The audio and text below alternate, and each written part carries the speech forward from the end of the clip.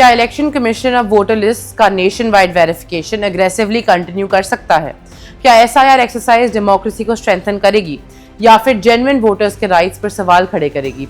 और सबसे बड़ा सवाल, सुप्रीम कोर्ट ने आखिर इलेक्शन कमीशन को इतना बड़ा लीगल सपोर्ट क्यों दिया?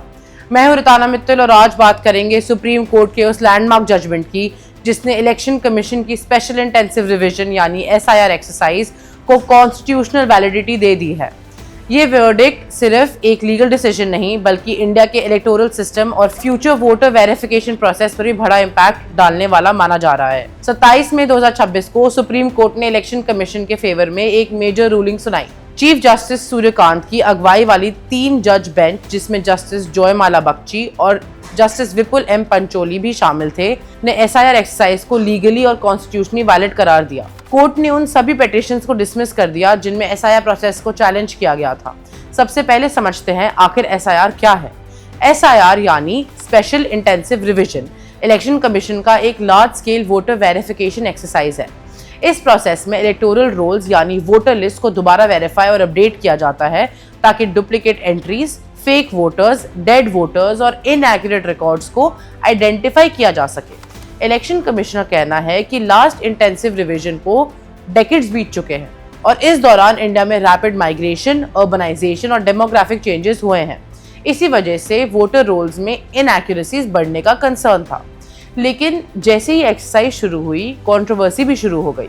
पॉलिटिकल पार्टीज, एनजीओज और एक्टिविस्ट ने सुप्रीम कोर्ट में पिटीशंस फाइल की। पिटिशनर्स का आर्गुमेंट था कि एसआईआर एक्सरसाइज आर्बिट्रेरी और रश्ड मैनर में कंडक्ट की जा रही है। उन्होंने कंसर्न रेज किया कि वेरिफिकेशन प्रोसेस इस वजह से जेन्युइन इंडियन सिटीजन्स का नाम भी वोटर लिस्ट से हटाया जा सकता है। कुछ क्रिटिक्स ने तो इसे बैकडोर सिटीजनशिप स्क्रीनिंग तक बता दिया, लेकिन सुप्रीम कोर्ट ने इस आर्गुमेंट्स को रिजेक्ट कर दिया। कोर्ट ने कहा कि आर्टिकल 324 के तहत इलेक्शन कमीशन के पास इलेक्टोरल रोल्स को मेंटेन और रिवाइज करने का फुल कॉन्स्टिट्यूशनल अथॉरिटी है। जजमेंट में कोर्ट ने ऑब्जर्व किया कि फ्री एंड फेयर इलेक्शन सिर्फ पोलिंग डे तक लिमिटेड नहीं होते, बल्कि एक्यूरेट और क्रेडिबल वोटर्स लिस्ट भी डेमोक्रेसी का इक्वली इंपॉर्टेंट पार्ट है। सुप्रीम कोर्ट ने अपने जजमेंट में कहा, SIR is a step towards an accurate and inclusive electoral roll.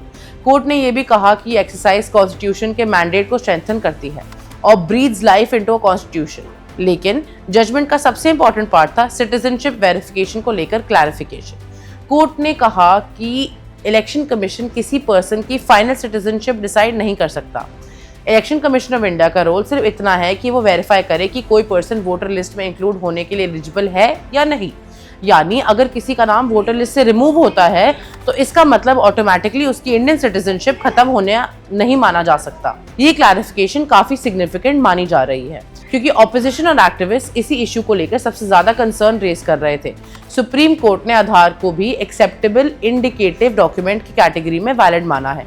Court के मुताबिक document verification process administrative consistency के लिए रीजनेबल और नेसेसरी है। जजमेंट में कोर्ट ने यह भी ऑब्जर्व किया है कि किसी वोटर का पहले से वोटर लिस्ट में होना उसके फेवर में एक प्रीजम्पशन क्रिएट करता है, लेकिन इसका मतलब ये नहीं है कि फ्यूचर वेरिफिकेशन कभी हो नहीं सकती। साथ ही कोर्ट ने सेफगार्ड्स का भी जिक्र किया है। अगर किसी जेन्युइन सिटीजन का नाम रॉन्गली रिमूव होता है तो उसके पास लीगल रेमेडीज अवेलेबल रहेंगी और स्टेट लीगल सर्विसेज अथॉरिटी को भी डायरेक्शन दिया गया है कि रॉन्गफुली एक्सक्लूडेड सिटीजन्स को लीगल असिस्टेंस दी जाए। ये वर्डिक्ट पॉलिटिकली भी काफी इंपॉर्टेंट माना जा रहा है क्योंकि 30 मई से एसआईआर का थर्ड और फाइनल फेज 16 स्टेट्स और 3 यूनियन टेरिटरीज में शुरू होने वाला है। यानी अब election commission nation wide voter verification drive को बिना किसी लीगल हर्डल के कंटिन्यू कर सकेगा। सपोर्टर्स का कहना है कि फेक वोटर्स और डुप्लीकेट एंट्रीज को रिमूव करना डेमोक्रेसी की क्रेडिबिलिटी के लिए जरूरी है। वहीं क्रिटिक्स अब भी कंसर्न रेज कर रहे हैं कि डॉक्यूमेंटेशन इश्यूज पुअर और मार्जिनलाइज्ड कम्युनिटीज को अफेक्ट कर सकते हैं। लेकिन फिलहाल सुप्रीम कोर्ट का मैसेज बिल्कुल क्लियर है। Clean electoral rolls free and fair elections के लिए एसेंशियल है और इलेक्शन कमीशन के पास उन्हें वेरीफाई और अपडेट करने का कॉन्स्टिट्यूशनल अथॉरिटी मौजूद है। तो सुप्रीम कोर्ट के इस लैंडमार्क वर्डिक्ट ने इलेक्शन कमीशन की एसआईआर एक्सरसाइज को लीगल ग्रीन सिग्नल दे दिया है। अब देश भर में voter verification electoral roll scrutiny का प्रोसेस और एग्रेसिवली आगे बढ़ने वाला है और इसका डायरेक्ट इम्पैक्ट आने वाले इलेक्शंस पर भी देखने को मिलेगा। Subscribe to One India and never miss an update. Download the One India app now.